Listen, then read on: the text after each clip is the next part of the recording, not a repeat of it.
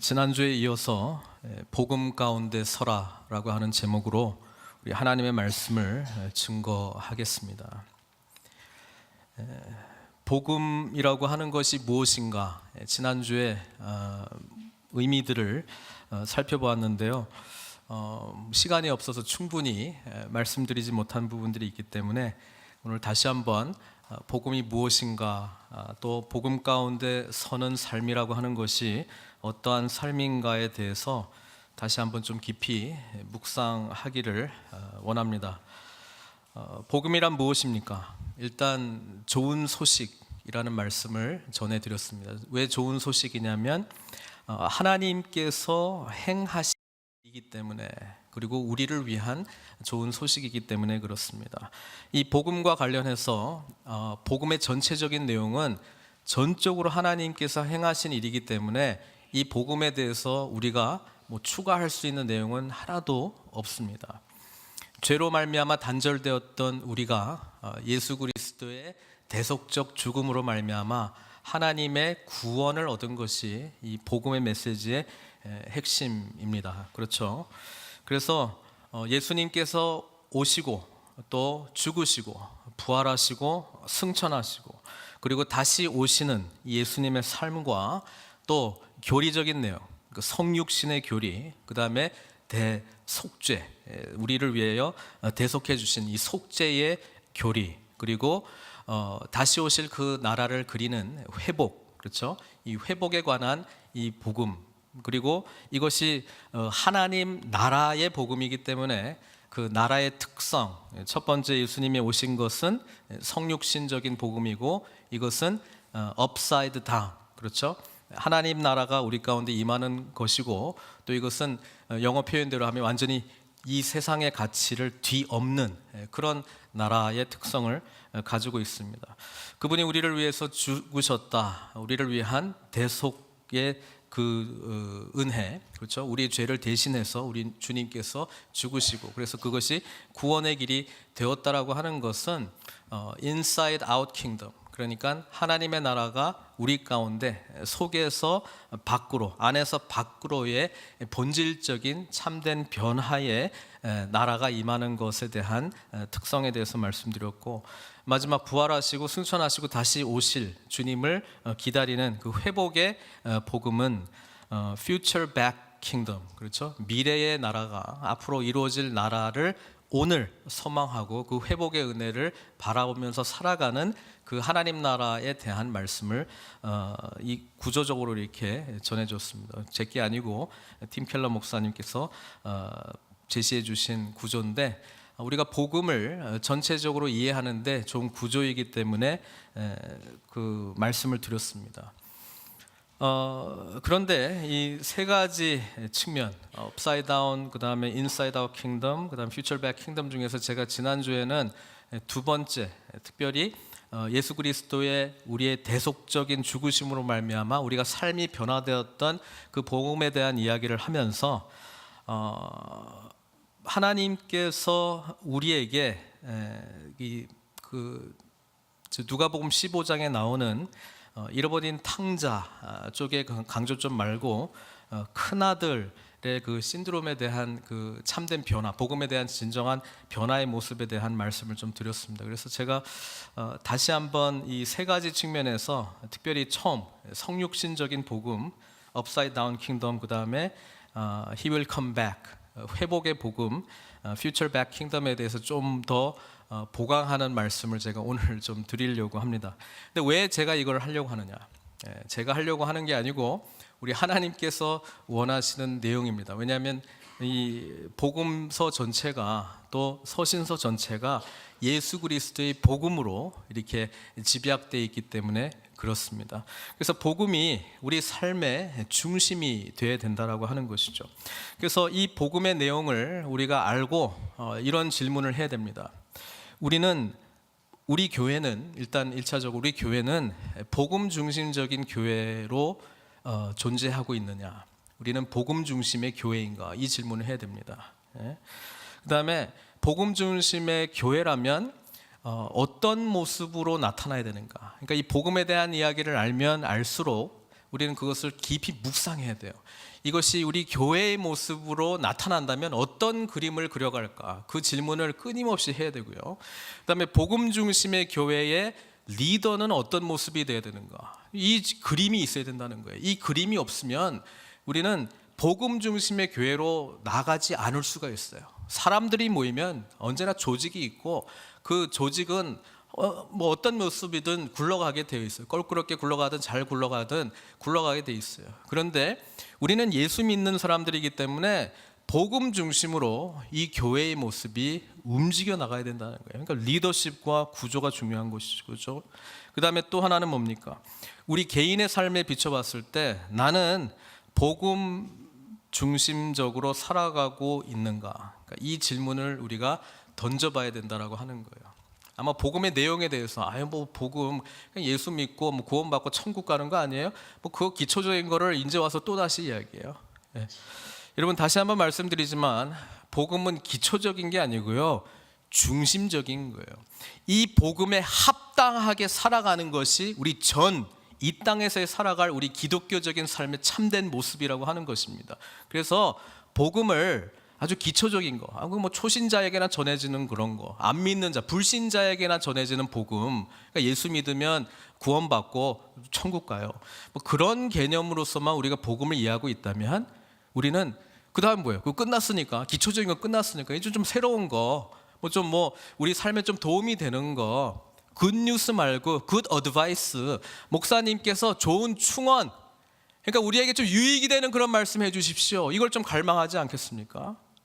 사랑하는 성도 여러분, 신앙생활은 복음 중심적으로 살아가는 삶이기 때문에 우리는 끊임없이 복음을 오늘 말씀처럼 다시 리마인드 해야 되고, 다시 선포해야 되고, 다시 이 복음 가운데 내가 서 있는가를 끊임없이 고민하고 씨름하고 도전받지 않으면 우리는 복음에 합당한 삶을 살아가지 못한다는 거예요.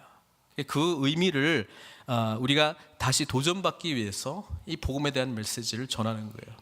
그래서 제가 오늘 말씀을 전할 때는 그 세 가지 큰 구도, 왕국 구도든 교리 구도든, 예수님이 오시고 죽으시고 부활하시고 승천하시고 다시 오신다라고 하는 그 내용을 다시 한번 이렇게 정리를 하면서 그런 차원의 교회는 어떤 모습인가, 또 특별히 우리 MCC 늘 푸른 선교교회는 복음 중심에 서 있는 교회로 어떤 모습으로 나아가는가에 대해서 좀 깊이 생각하는 시간이 되기를 바랍니다.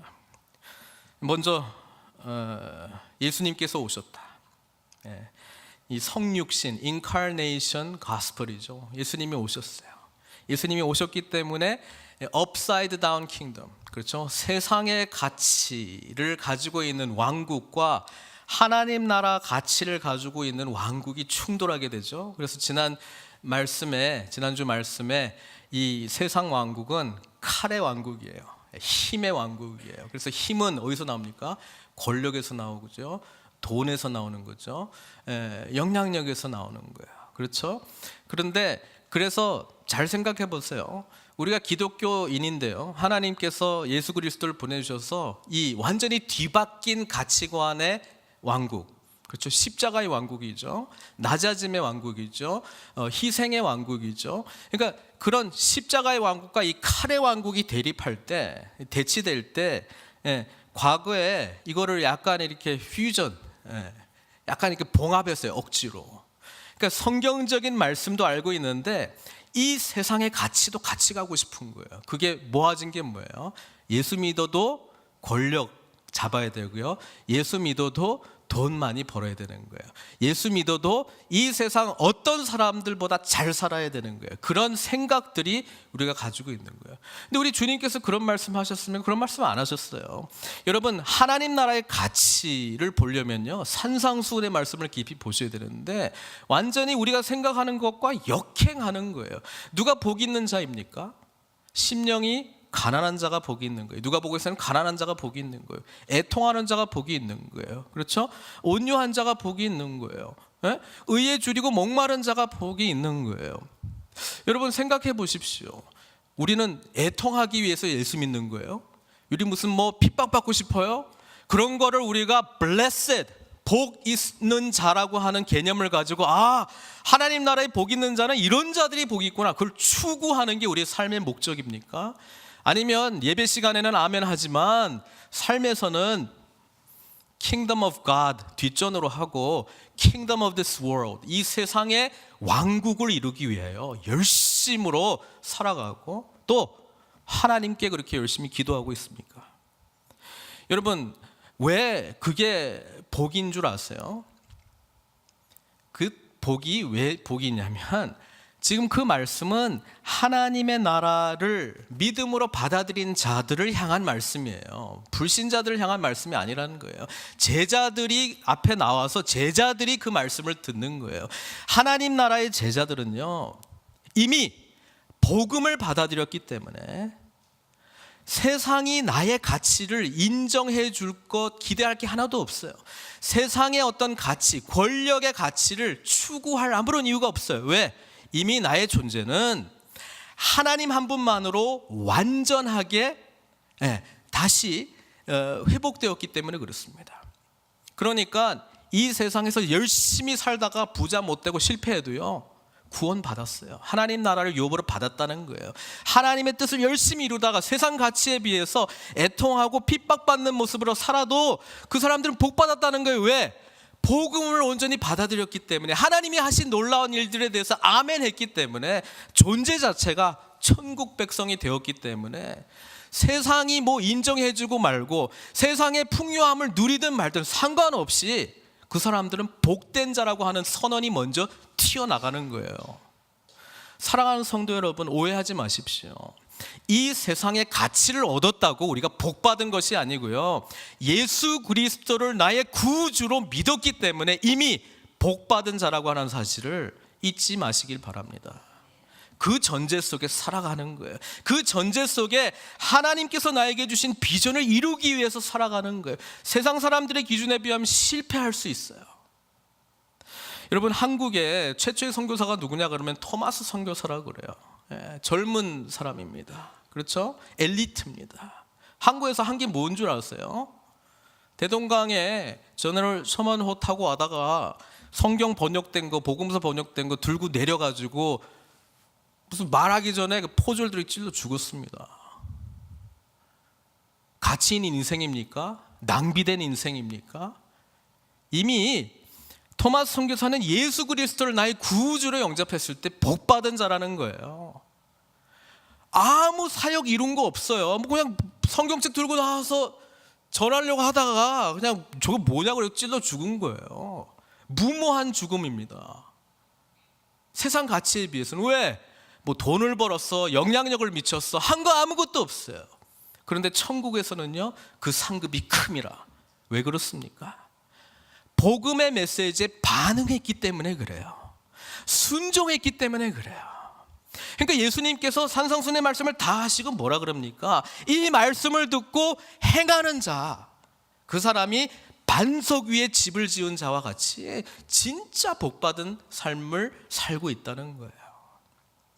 이 사실을 우리는 아멘 하는데요, 세상 만만하게 돌아가지 않습니다. 세상 만만치 않아요. 세상은 끊임없이 세상 가치를 우리 앞에 내세우면서, 야, 이거 취하면 너 행복해질 수 있어, 조금 더 편안해질 수 있어. 그런데 하나님하고의 관계는 좀 소원해질 수 있어. 사랑하는 성도 여러분, 복음은 이미 주님께서 우리를 위해서 행하신 일에 대해서 우리가 아멘으로 받아들이는 거예요.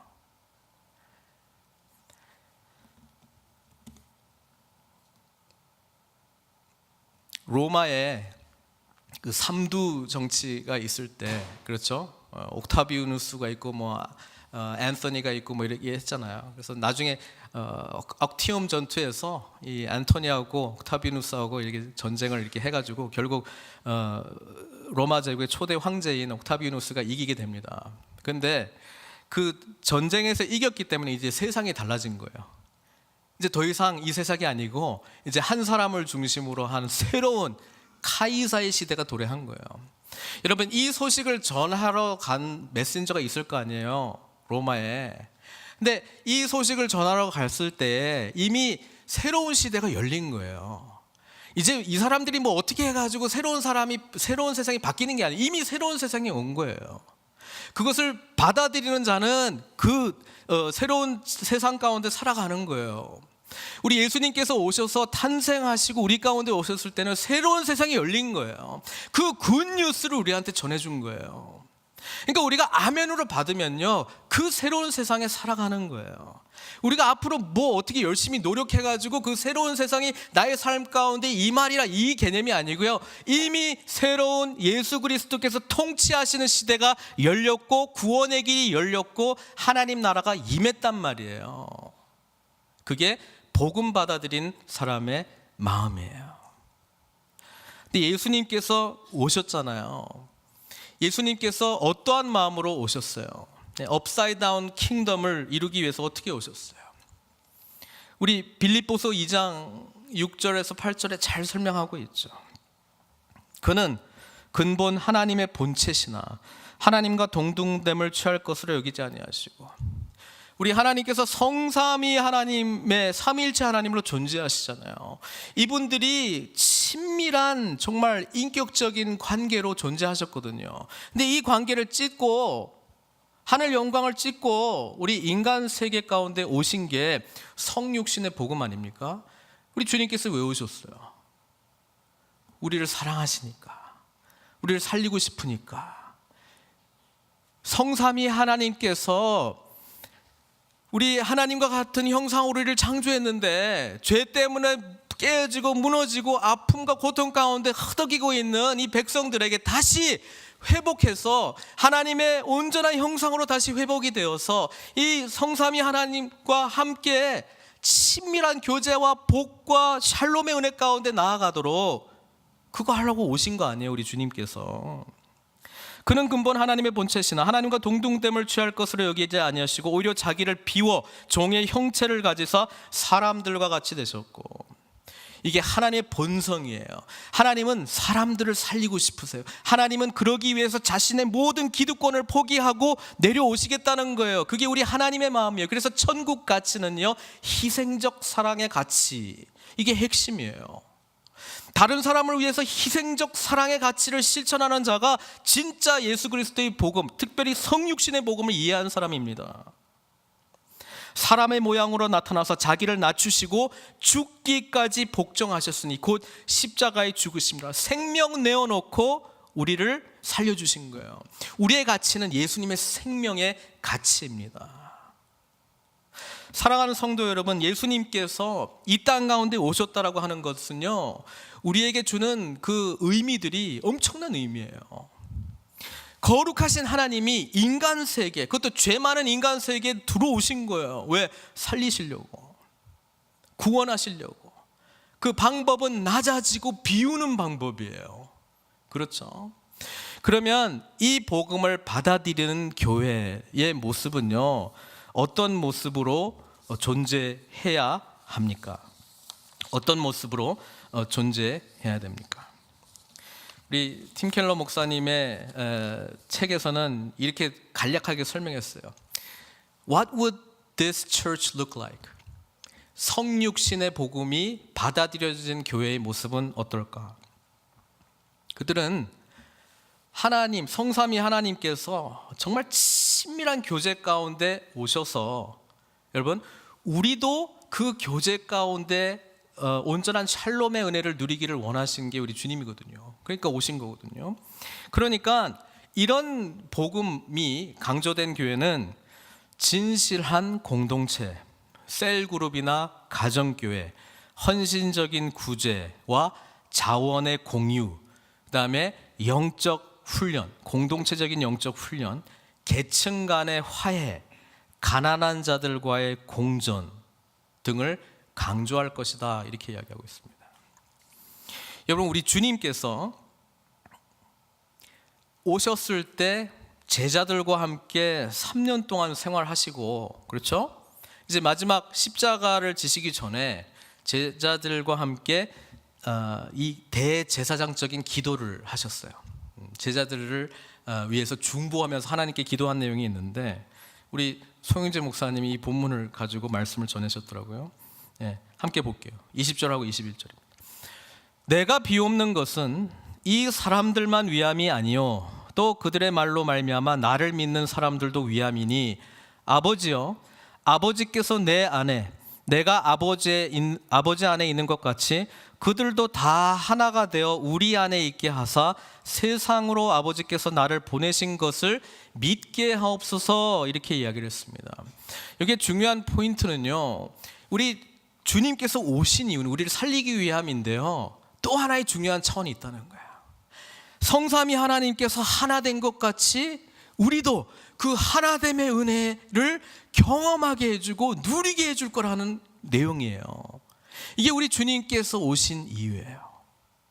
그래서 이 복음에 대한 반응은요, 여기 말씀이 뭐라고 되어 있냐면은 이걸 보고 세상으로 아버지께서 나를 보내신 것을 믿게 하옵소서. 이 표현이 좀 강하지 않는데요, 그러니까 이걸 보고 세상 사람들이 예수님이 진짜구나, 예수님을 하나님이 진짜 보내셨구나, 예수 믿으면 업사이드 다운 킹덤이 일어나는구나, 그거를 깨닫게 된다는 거예요. 믿게 된다는 거예요. 초대교회 공동체가 이 모습을 그려줬죠. 복음이 온전히 받아들여지기 시작하니까 어떤 모습의 교회가 됐냐면요, 우리 사도행전 2장도 있는데 4장 32절만 볼게요. 뭐라고 되어 있습니까? 같이 읽겠습니다. 시작. 믿는 무리가 한 마음과 같이 한 뜻이 되어 모든 물건을 서로 통용하고 자기 재물을 조금이라도 자기 것이라 하는 이가 하나도 없더라. 여러분, 세상 가치로 살아가면은요, 내가 잘 먹고 잘 살아야 되기 때문에 부를 축적해야 돼요. 권력을 잡기 위해서라도 부를 축적하든지 뭐 어떻게 해야 되는 거예요. 그래서 이 세상에서 행복한 삶을 누릴 수 있다고 생각하는 거 아닙니까? 여러분, 하나님 나라의 가치관이 들어오기 시작하니까요, 지금 사람들이 이상해진 거예요. 세상 기준으로 보니까 어떻게 돼 있냐면은 그들이 서로 물건을 통용하고 자기 재물을 조금이라도 자기 것이라 하는 이가 하나도 없더라. 상상이 되세요? 이걸 보고 사람들이 깜짝 놀라는 거예요. 쟤네들은 뭐지? 저건 뭐지? 깜짝 놀라는 거예요. 이게 복음이 들어가고 하나님의 말씀이 이해되니까 이런 삶을 마땅히 살아야 된다라고 하는 저절로 형성된 모습이에요. 누가 교회 오니까 예수 믿었어요, 이제부터 서로 물건 통용해야 되니까 재산 다 내놓으세요, 이거 아니에요. 복음이 들어가니까요, 예수 그리스도께서 하나님, 성삼위 하나님께서 누리셨던 모든 것을 다 포기하시고 오셨다라고 하는 그 은혜가 처음이 되니까 이 세상 잠깐 누리는 거 뭐 얼마나 붙들고 있겠다고, 이게 의미가 아니에요. 그러니까 이 공동체가 가능한 거예요. 여러분, 우리 주님께서 오셨기 때문에요, 이 오해하지 마시고, 제가 성육신의 복음, 또 속죄의 복음, 또 다시 오시는 회복의 복음을 이야기할 때 제가 이 의미들이 함축하고 있는 것을 다 설명할 수가 없어요. 그러니까 그 중에서 그냥 몇 가지만 지금 소개하는 거예요. 다가 아니고요. 우리 주님께서 오셨을 때요, 하나님하고 우리는 같이 존재할 수 있는 존재가 아니에요. 죄 때문에 일단 안 돼요. 근데 하나님께서는 기꺼이 예수 그리스도를 보내시고 예수 그리스도께서는 기꺼이 순종함으로 인간 세상, 죄악된 세상 가장 낮은 모습으로 오신 거예요. 이게 진짜 이해되면은요, 우리가 복음을 진짜 받아들였다라고 하는 모습으로 교회의 모습을 그린다면, 아까 진실한 공동체, 셀그룹, 가정교회 이런 이야기 했는데, 우리 안에 뭘 발견해야 되냐면, 복음 받아들이는 사람들은 그냥 아픔이 있는 사람들, 힘들어하는 사람들에게 막 찾아가는 존재들이구나, 이거를 알게 되는 거예요. 우리 늘푸른 선교교회에 적용해 보겠습니다. 여러분, 성육신의 복음을 진짜 이해했다면요, 그들의 세상 가운데 들어가야 되는 거예요. 목장 안에서의 어떤 유대 관계를 넘어서 정말 저 삶, 내가 알지 못하는 타인의 삶 가운데 기꺼이 나아갈 수 있는 힘과 은혜는 우리 예수 그리스도의 성육신적인 은혜를 온전히 깨달았을 때 들어가는 거예요. 가까이는 그렇게 이야기하겠습니다. 좀 크게 보면 그게 선교사의 마음이에요. 아무도 환영하지 않는 그곳에, 아무도 예수 그리스도를 반기지 않는 그곳에 예수 그리스도의 마음으로 들어가는 거예요. 가는 거예요. 그게 복음에 합당한 자로서의 삶이라고 하는 것이죠. 여러분, 제가 우리 미국에 있는 대형교회 목사님 한 분이 어느 날 그 성도 한 분이랑 이야기하다가 충격을 받아가지고 그 대형교회 목사직을 내려놓고 가정교회를 시작했다는 이야기를 들었습니다. 성도의 이야기가 이렇습니다. 갱 멤버였대요. 갱 멤버였어요. 그리고 목사님의 그 복음의 메시지를 듣고 내가 이렇게 살아서는 안 되겠다. 복음을 받아들이고 이 교회에 나왔다는 거예요. 이제 지나고 보니까 자기가 생각했던 거랑 좀 틀리더래요. 그래서 이런 이야기를 했대요. 나는 내가 예수를 믿게 되면 새로운 하나님의 공동체 가운데로 들어가는 걸로 알았다. 그런데 새로운 하나님의 공동체에 들어가서 가족처럼 24/7 같이 이야기하고 같이 삶을 공유하고 나 그럴 줄 알았다. 근데 보니까 예수 믿고 나서 복음 받아들이고 난 다음에는 그냥 일주일 동안 한 번씩 와서 식사 교제하고 목사님 말씀 듣고 가는구나. 이전에 갱 멤버였을 땐 그렇지 않았다는 거야. 모든 거 같이 공유하고 훔친 거 같이 공유하고 삶을 같이 공부하고 너 이렇게 하다가 힘들었지 내가 잘 제자 양육 시켜줄게 이렇게 하면 안 잡혀 이렇게 하면서 했는데 이거 예수 공동체에 들어오니까 그런 게 없더라는 거예요. 목사님이 충격받고 그냥 내가 세상에 잘못된 교회의 모습을 전하고 있지 않았나. 그래서 가정교회를 하시겠다고 이제 나오셨어요. 그 안에 공동 거주하면서 공동 유익을 위해서 같이 생활을 나누고 또 아파하는 자, 소외된 자들을 향해서 방을 내어놓고 또 그 안에 이제 실제적으로 삶의 모습을 드러내는. 여러분, 우리가 복음을 너무 쉽게 생각하니까 복음 다 끝났어. 우리는 다 알고 있는 거야. 다 기초적인 거 아니야. 예수 믿고 구원받고 그냥 천국 가고 그냥 착하게 사는 거. 여러분, 그렇게 귀결 해버리면요, 우리는 지금 우리가 누리고 있는 신앙생활이 마치 기독교적인 신앙생활의 전부라고 생각하면서 착각하고 살아가고 있는지도 모르겠어요. 그렇지 않습니다. 그렇지 않습니다. 복음의 능력은 복음이 중심이 되어 그 가운데 선자들을 통하여 복음의 능력이 나타나게 돼 있는 거예요. 전 우리가 끊임없이 고민했으면 좋겠습니다. 내가 복음에 합당하게 살아가고 있는가? 우리 교회가 복음에 합당하게 살아가고 있는가? 성육신적인 복음이 우리 가운데 들어온다면 적어도 이 교회의 리더십들은 예수 그리스도께서 하셨듯이 아픔이 있는 곳을 찾아가고 내가 정의하고 있는 교제의 바운더리를 뛰어넘어서 찾아가고 예수 그리스도의 삶을 나눠야 되는 거 아니에요? 적어도 우리 교회 가운데 예수 믿는다고 이야기를 하니까 우리 안에 참된 공동체적인 나눔과 삶의 모습들이 일어나야 되는 거 아니에요?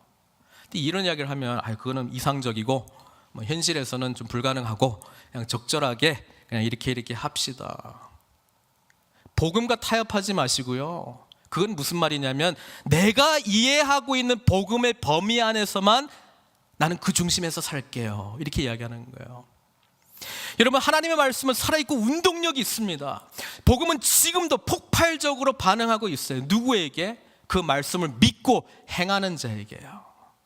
근데 진짜 행하는 자는 복음이 무엇인지를 온전히 일단 알아야 돼요. 그리고 그 복음이 나의 삶에 의미하고 있는 것들이 무엇인지를 끝까지 볼 수 있는 눈이 있어야 되는 거예요. 첫 번째 거 하다가 또 다 가겠네. 두 번째 거는요, 예수 그리스도의 속죄임인데 제가 지난주에 또 많이 시간을 할애해서 여기는 좀 하지 않으려고 하는데 한 가지만 중요한 개념 중에 하나는 말씀드릴게요. 대속의 은혜는 예수 그리스도께서 행하신 일이에요. 근데 그 안에는요, 용서가 있어요. 용서. 저는 우리 교회, 특히 한국 교회, 또 이민 교회의 모습은요, 이 뭐 성육신적인 이런 복음의 모습을 그려주지도 못하고 있고요, 이 대속적 은혜, 이 복음의 모습도 그려주지 못하고 있어요. 이 대속의 은혜를 강조하는 교회의 특징은 이렇게 나타나게 돼 있어요. 개인 회심, 은혜에 대한 각성의 경험, 복음 전도, 교회 개척, 뭐 이런 것들을 뭐 강조할 것이다. 예. 근데요, 이 예수 그리스도께서 우리의 죄를 대신해서 죽으시고 그래서 우리를 살려주셨다라고 하는 이 복음의 내용에는요, 하나님의 무한한 사랑과 용서, 은혜가 있어요. 저는 우리 끊임없는 분열과 갈등 속에 있는 한국교회, 또 이민교회의 역사는 분열의 역사잖아요. 이 역사에 종지부를 찍고 누군가 화해의 이미지와 용서의 메시지를 전하는 자들이 일어나야 되는 거 아니겠습니까? 뭐 언제까지 이게 다 그런 거예요, 내가 경험한 거면 다 그런 거예요?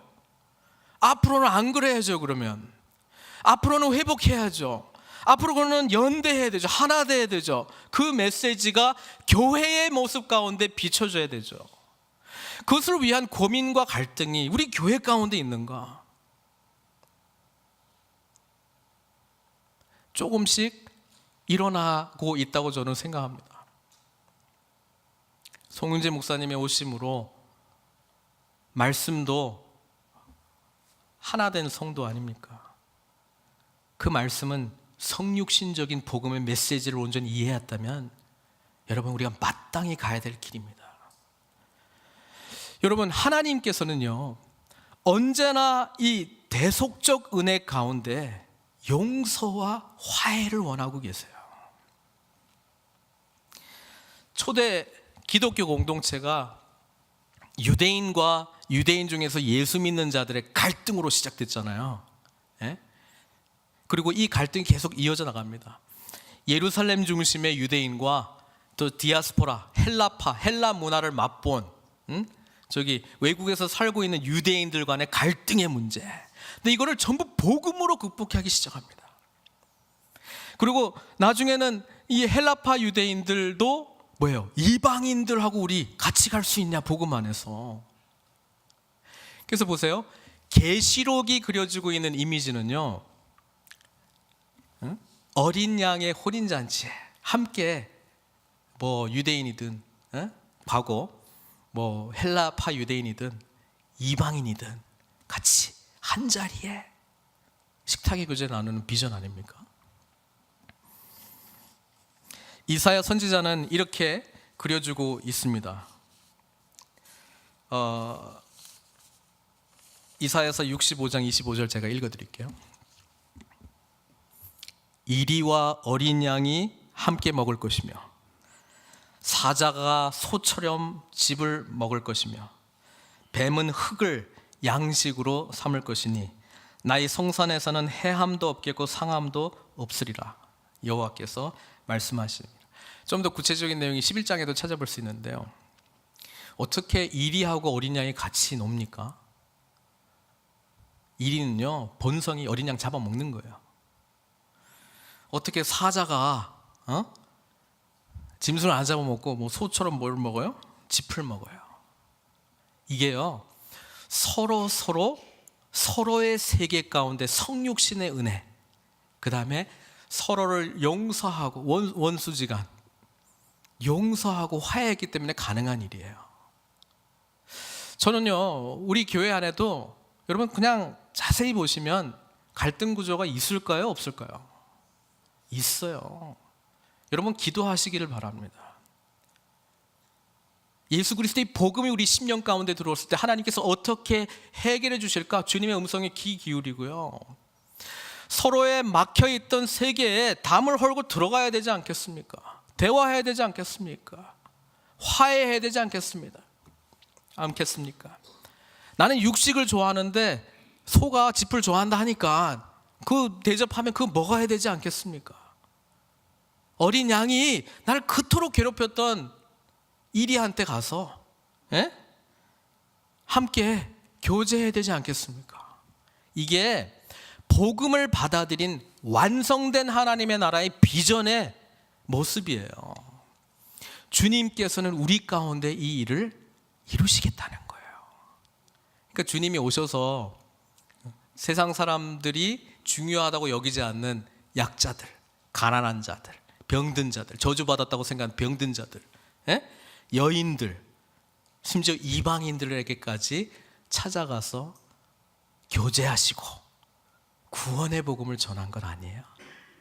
변화된 사람들 보니까 분노하는 대상이 있습니다. 누굽니까? 기득권층들이에요. 자기가 하나님 말씀에 대해서는 정통하고 있던 사람들 예수님 하는 거에 대해서 분노합니다. 왜? 그들은 이미 세상과 퓨전했거든요. 종교 생활하면서 다른 사람들로부터 높은 자리에 있고 대접도 받고 그렇잖아요. 세상 가치도 하고 종교 생활도 하고 그렇죠? 힘도 있고 영향력도 있고 뭐 이 정도 하면 뭐 이런 마음으로 사람들 내려보고 손가락질하고 세리, 창기들, 저주받은 인생들 그들과 우리는 교제할 수 없어요. 이게 하나님이 원하시는 일이에요. 예수님께서 오셔서 no. 그들과 함께 식탁 교제 나눕니다. 그러니까 예수님의 별명이 죄인들과 함께 먹기를 탐하는 자 아닙니까? 맨날 먹는데 꼭 그런 죄인들하고 같이 먹으니까. 저희 안에 1세 정서, 2세 정서, 1.5세 정서, 또 언제 이민 왔는가에 따른 생각의 정서, 유교적 정서, 미국적 정서, 복음이 우리의 심령 가운데 들어오게 되면요, 우리는 각자의 영역 가운데 들어가서 함께 교제하고 먹을 수 있습니다. 그게 우리 복음의 챌린지고 복음의 파워라고 하는 이야기예요. 그리고 세상 사람들은 그거 보고 야, 예수님 정말 계신가 보다 안다라고 하는 이야기예요. 세 번째, 하나님께서 예수 그리스도를 다시 보내주세요. 그리고 이거는 미래 완성될 하나님의 나라에 대한 회복의 복음이에요. 자, 우리 팀 켈러 목사님은 이런 가스펠이 이루어지고 있는 교회는 어떻게 보일까? 이렇게 이야기를 했어요. 이웃의 복지, 사회 참여, 문화 변혁, 기독교 세계관으로 사람들을 훈련해 세속 직업을 갖고 살아가는 것 등을 강조할 것이다. 이렇게 이야기해요. 무슨 이야기냐면, 여러분, 앞으로 다가올 하나님의 나라는요, 이제 교회는 없어져요. 교회는 하나님의 나라를 이루기 위한 그리스도의 공동체로서 앞으로 맛볼 하나님 나라, 또 실제로 임했던 하나님 나라를 세상 가운데 보여주는 모습이거든요. 근데 이게 다 통합이 돼가지고 이제 하나님 나라가 완전히 임하게 될 거라는 거예요. 하나님의 통치가 완전히 임하게 되는데, 이 통치는 모든 영역 가운데 하나님의 통치입니다. 그래서 어떤 의미에서는 하나님의 나라는 교회보다 더 큽니다. 그렇죠?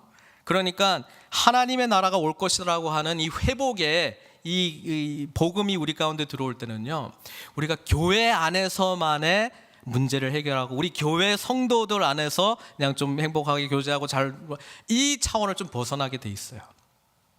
이제 사회를 바라보게 돼 있어요. 그래서 이게 소셜 가스펠이라고 불리기도 하지만, 그렇죠? 사회를 보고 하나님께서 어떻게 변혁시킬 거에 대한 큰 비전을 갖게 된다는 거예요. 모든 영역 속에, 뭐 법조계든 뭐 정치계든 뭐 과학계든 여기에 하나님 나라의 통치가 임할 수 있도록 준비되고 훈련받은 자들이 세상에서 나아가서 하나님 나라를 도래를 소망하며 자기가 마땅히 감당할 일을 감당하는 비전, 그걸 갖고 있다는 거예요. 어찌 보면 저희 교회에서는 적어도 이 부분은 강조되지 않는 복음 영역이 아닌가, 저는 그렇게 생각합니다. 강조를 안 하려고 하는 건 아니고요, 강조하지를 않았습니다. 그럼 적어도 우리가 예수 그리스도의 복음이라고 하는 것을 우리가 나는 다 알고 있다라고 이야기할 때는 앞으로 도래할 하나님의 나라에 대한 비전을 우리는 늘 마음에 품고 있어야 된다는 거예요. 그래서 우리 신앙생활이 좁게는 나 중심적으로 갈 수가 없어요. 복음을 받아들였다면요. 왜? 복음을 진짜 받아들인 자는 남의 삶의 침투에 들어가야 되니까, 찾아 들어가야 되니까. 그러니까 예수님께서 3년 동안 같이 지내시고 난 다음에 선포하시잖아요. 가라고, 가. 그리고 성령께서 임하시면 보냄을 받을 수밖에 없어요. 그게 하나님 나라의 비전을 이루기 위한 방법이기 때문에 그렇습니다. 사랑하는 성도 여러분, 복음을 아십니까? 복음이 무엇입니까? 라고 누가 물어보거나 생각할 시간이 있다면 이 3차원적인 어떤 구조를 가지고 자신에게 설교하세요. 네가 복음 가운데 서 있는가? 또 우리 교회한테도 질문하시고 기도하세요. 우리 교회가 복음 가운데 서 있는가? 그리고 복음이 중심이 된 나의 삶은 어떤 모습으로 변화해야 되고, 복음이 중심이 된 우리의 교회는 어떤 모습으로 변화해야 될지 하나님이 알려주실 거예요. 여러분, 끊임없이 이 복음을 내 스스로에게도 오늘 마이클 집사님 기도하셨다면 선포하지 않으면요, 또 리마인드 하지 않으면요, 나는 복음 그거 다 알고 있는데, 근데 나는 예수 믿는데, 난 그냥 뭐 예수 믿고 이제 천국 가는 거 그런 확신이 있는데, 그 주변에 뭐 안 믿는 분들 몇 명 있는데 내 기도 생활 가운데 있는데, 삶 속에서 직장 속에 좀 힘든 거 여러 가지를 가지고 하나님께 그냥 기도하고 있는데, 그리고 뭐 우리 교제라고 하는 것은 일주일에 한 번 만나서 한번 얼굴 보면 되고, 뭐 필요한 대로 그냥 교제, 이게 복음에 합당한 자의 어메이징한 크리스천 라이프일까요? 그렇지 않습니다. 끊임없이 질문하고 도전하고 하나님께 물어야 됩니다. 하나님의 마음이 우리를 움직이기 시작하고 감동하기 시작하면요, 하나님의 마음을 품게 됩니다. 하나님의 마음을 품게 되면요, 이제 세계를 바라보는 시각이 틀려져요. 세상을 바라보는 시각이 틀려져요. 그리고 애통해할 수밖에 없죠. 여전히 하나님의 나라는 도래하지 않았고, 여전히 회복돼야 될 내 개인의 영역, 교회의 영역, 사회의 영역은 무궁무진하니까 또 선교를 향한 비전을 품지 않을 수 없어요. 이거는 복음을 온전히 받아들였다면 그 가운데 복음이 받아들이지 않는 자들을 향해서 찾아가기를 원하시는 하나님의 애통하시는 마음을 읽지 않을 수가 없어요.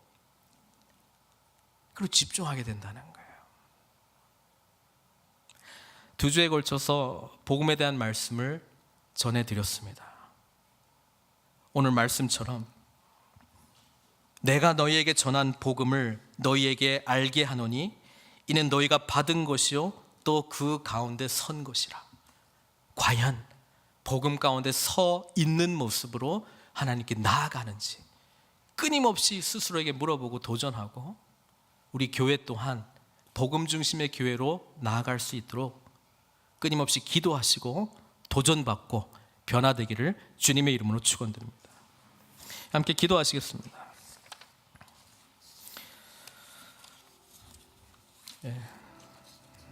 우리 주님께서 오셨습니다. 우리 주님께서 죽으셨습니다. 우리 주님께서 부활하셨습니다. 승천하셨습니다. 그리고 다시 오십니다. 업사이드 다운 킹덤을 경험하고 계십니까? 인사이드 아웃 킹덤을 경험하고 계십니까? 퓨처 백 킹덤에 대한 소망이 있습니까? 내 자신이, 우리 교회가 그런 모습으로 변화되기 위하여 몸부림치고 있습니까?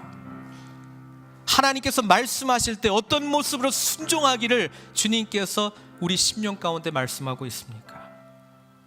여러분, 이 시간 기도하기를 원하고요, 또 하나님께서 주신 도전의 말씀들이 있다면 순종하겠습니다 결단하셨으면 좋겠고요, 없다면 우리 개인과 우리 교회가 복음 중심적인 교회가 될 수 있도록 기도해 주시기를 부탁드립니다. 함께 기도하시겠습니다.